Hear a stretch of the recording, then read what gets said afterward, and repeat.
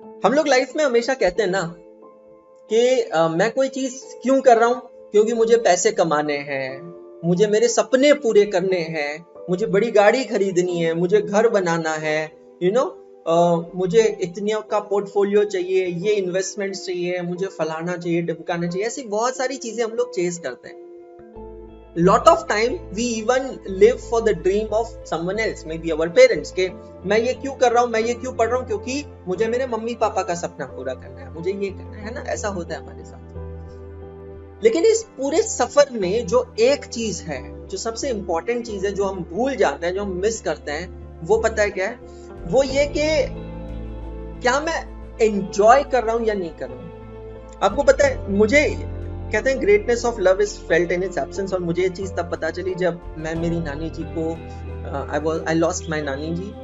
कि एक इंसान जो होता है ना, ये है मेरी नानी जी यहाँ पर मेरे साथ में है, she is always there with me. So एक इंसान जो होता है ना, उसको मनुष्य योनि जो है कई योनियों के बाद मिलती है। वो कीड़ा बनता है, मकोड़ा बनता है, मछली बनता है, जानवर बनता है, गाय बनता है, भैंस बनता है, घोड़ा बनता है, बहुत सारे ऐसी अलग अलग योनियां मिलती है उसकी, और हर योनि की अपनी अलग परेशानियां होती है। आपको क्या लगता है कि एक कीड़े मकोड़े की जिंदगी बहुत आसान है, एक चींटी की जिंदगी बहुत आसान है? तो बिल्कुल नहीं है ना, बिल्कुल नहीं है।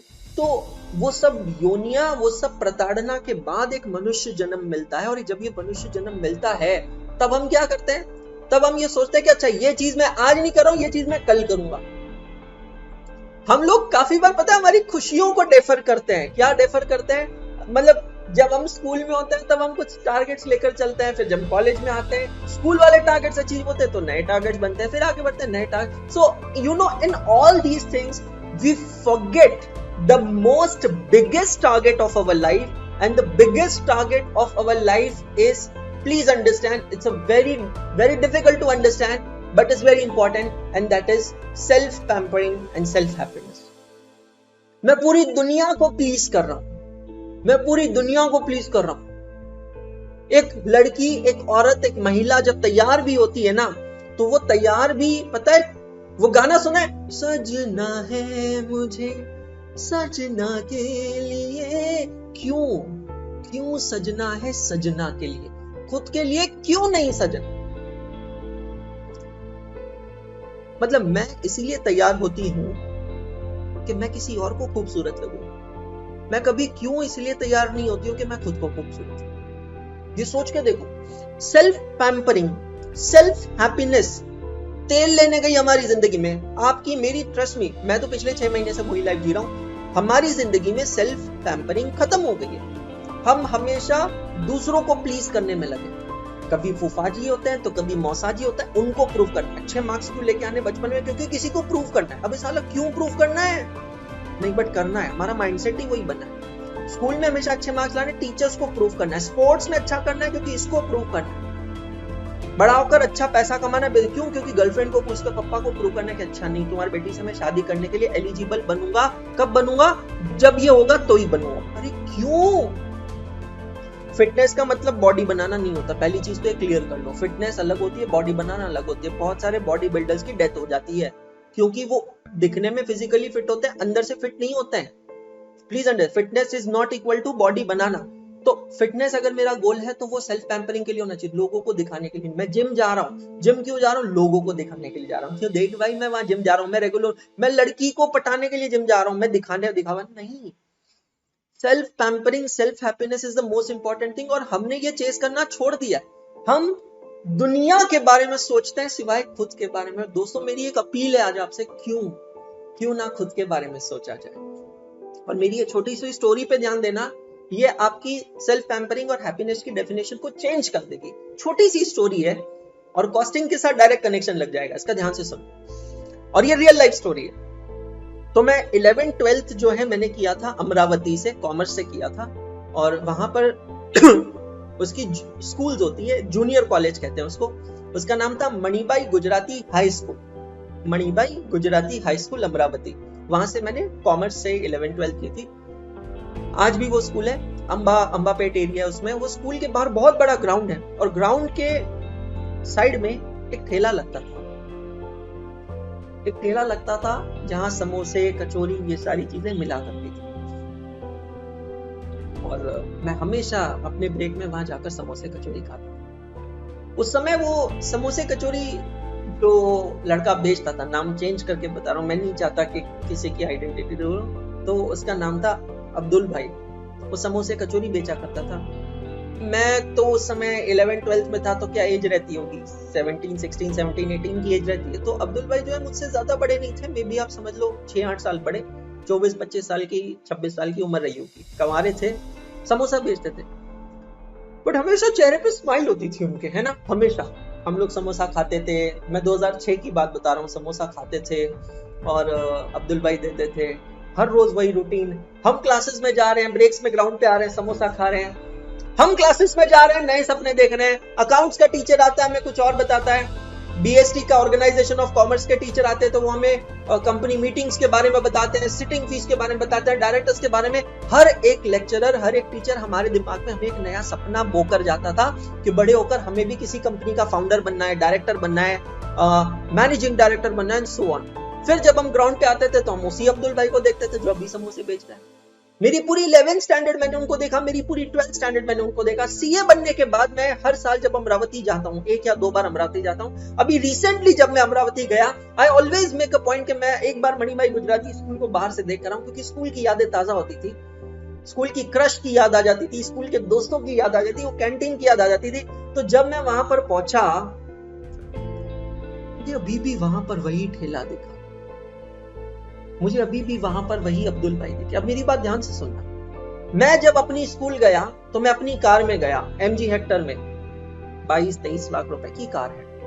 मैं उसमें बैठा था और अपनी कार में बैठे बैठे मैं अपनी स्कूल को देख रहा था, अब्दुल भाई को देख रहा था। और उसी समय मेरे मोबाइल पे किसी का फोन आया, मेरे ऑफिस से फोन आया कि यार अंशुल यार, ये टारगेट्स थे हमारे पिछले महीने के, टारगेट्स अचीव नहीं हुए, ये था वो अचीव नहीं हुआ। फिर एक टीचर की समस्या, फिर एक बच्चे की समस्या, और वो सारी समस्या सुनकर मैं बड़ा परेशान था। I was not very happy. लेकिन फिर भी मैं, ऐसा होता है ना, कभी कभी आपके फोन पे तो बात कर रहे हैं लेकिन आप किसी को देख रहे हैं। एक दिमाग आपका फोन पे, दूसरा दिमाग आप किसी को देखने में लगा। तो मैं अब्दुल भाई को देखे जा रहा था, मैं फोन पे बात कर रहा था। मेरी हर conversation was not very pleasing conversation, मतलब झगड़ा नहीं हो रहा था किसी से, बट सीए बन गया साला, इतना पैसा कमा लिया, बेस्ट एजुकेटर बन गया, तो भी मैं बात क्या कर रहा हूँ, तूने ये नहीं किया, उसने वो नहीं किया, इसने ऐसा करना था, इसने वैसा करना था। लेकिन अब्दुल भाई अभी भी वही समोसे बेच रहे हैं और चेहरे पे मुस्कुराहट है। फोन रखने के बाद मेरे दिमाग में जो थॉट चला, मैं आपको बताऊं, that's the true definition of happiness. मेरे दिमाग में थॉट पता है क्या चला? Who is really happy? Am I happy और इज अब्दुल भाई हैप्पी? 2005-6 में 4 में एडमिशन लिया था मैंने, 2004-5-6 में। The entire time when I've been in this college, Manibhai Gujarati School, I have always seen Abdul Bhai selling samosa, even in that time, and even after 19-20 years, today also he's selling samosa. जबकि मैं अगर 19-20 साल खुद को imagine करूं तो करोड़ों रुपए कमा लिए हैं, इतना अच्छा बिजनेस बना लिया, जिस इंस्टीट्यूट में पढ़ते थे उसको खरीद लिया था, फिर बाद में एक बहुत बड़ी एडटेक अनअकैडमी के डायरेक्टर बन चुका, टॉप एजुकेटर बन चुका, इतना टॉप पे कि आज भी मेरे जो वॉच मिनट्स है अनअकैडमी के, उसके नजदीक में भी कोई टीचर भटक नहीं पाया। अभी आप अनअकैडमी के जाके देख लेना, मेरे वॉच मिनट्स आपको दिख जाएंगे, उसके नजदीक में भी कोई टीचर भटक नहीं पाया जो अभी भी वहां पढ़ा रहे। फिर बाद में खुद का एडटेक बना दिया, एकाग्रता सीए, उसका एक्विजिशन हो गया, ये वो, इतना सब कुछ कर लिया, इतना बच्चों का प्यार मिल गया, और फिर भी आज मैं खुश हूं। मैं अभी इस समय 22 लाख रुपए की गाड़ी में बैठा हूं। स्कूल में 20 साल पहले मैं साइकिल पे आता था, आज मैं 22 लाख रुपए की गाड़ी में बैठा हूं, फिर भी मैं खुश नहीं हूं। और अब्दुल भाई जो 20 साल पहले भी ठेले पे समोसा बेचते थे, आज भी ठेले पे समोसा बेचते हैं, वो इतने खुश कैसे हैं?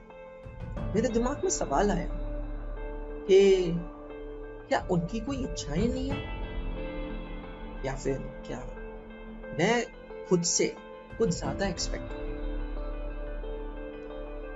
असली जिंदगी कौन जी रहा है? असली जिंदगी वो अब्दुल भाई जी रहे हैं या असली जिंदगी मैं जी रहा हूं? अबे इतना पैसा कमा लिया, इतना नाम शोहरत इज्जत कमा ली, मोहब्बत कमा ली, फिर भी तेरी भूख खत्म नहीं हो रही।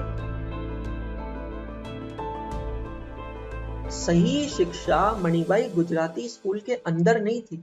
मुझे उस दिन रियलाइज हुआ the true learning of the life, my life was outside my college in that ground and it lied within that ठेला वाला समोसा वाला अब्दुल भाई। सही शिक्षा मुझे अब्दुल भाई देकर गए बिना कोई फीस दिए, जो मणिबाई गुजराती भी नहीं दे पाया। That the real happiness in the life is in self pampering and self happiness. Goal setting is very good. Goal setting should be done. You should chase the goal. You should know your limits. You should stretch your limits. You should work beyond your limits. But there has to be commas. There has to be full stops. Otherwise, you will never know. You will never realize that by just chasing goal, your life story ended one day. और फिर से जन्म मिलेगा एक कीड़े का, एक मकोड़े का। 33 करोड़ योनियों के बाद फिर एक मनुष्य जन्म मिलेगा। Never procrastinate your happiness. It's now or it's never. The true happiness is today. आप सीए कर रहे हो ना, बहुत अच्छी बात। जॉब वाले तालियां बजा दी मैंने आपके लिए। सीए करना एक टारगेट कम पड़ गया था, जो अब इसमें दूसरा टारगेट डाल दियो। क्या डाल दियो? फर्स्ट अटेम्प्ट में सीए करना। अबे किसने बोला? नहीं सर, देखा हमने। किसने? आसपास में देखा हमने। क्या फर्क पड़ जाएगा फर्स्ट अटेम्प्ट में सीए नहीं बने तो? नहीं सर, हमारी इज्जत बहुत कम हो जाएगी। भाई मैं सच बता रहा हूं, कोई ऐसा रूल नहीं है कि फर्स्ट अटेम्प्ट में सीए बनने वालों की इज्जत होती है। कोई रूल नहीं। नहीं सर, मुझे सीए बनना है, फर्स्ट अटेम्प्ट में बनना है, मुझे तो ऑल इंडिया रैंक लाना है, नहीं तो सर मेरी जिंदगी झंड खराब है। ऐसा कुछ नहीं है, ऐसा कुछ नहीं है भाई। दिमाग से ना ये चीजें निकाल। Get rid of all these things. मुझे खूबसूरत जिंदगी मिली है, ब्यूटीफुल जिंदगी मिली, खूबसूरत परिवार मिला है। मम्मी है, पापा है, भाई है, बहन है, दोस्त है, यार है, रिश्तेदार है, टीचर है, इतनी ब्यूटीफुल नेचर है, खूबसूरत जगहें मिली है। हमारा देश हिंदुस्तान इतना खूबसूरत है, हर चीज है हमारे देश में। सफर करने के लिए इतना अच्छे मोड ऑफ ट्रांसपोर्टेशन मिले हैं। सेल्फ पैम्परिंग करने के लिए मेरे पास क्या नहीं है। मुझे फोटोग्राफी पसंद है, just take out your camera and go outside, click the beautiful nature. मुझे ट्रैवलिंग पसंद है, गाड़ी निकालो, साइकिल निकालो, मोटरसाइकिल निकालो, घूमने निकल जाओ। मुझे गाना पसंद है। ये क्यों सोचता है मैं बेसुरा गाता हूँ या सुरीला गाता हूँ? ये आपका नहीं, ये दूसरों का नजरिया। खुद को दूसरों के नजर से देखना छोड़ दो, एक बार खुद से मोहब्बत कर देखो, लाइफ बदल जाएगी।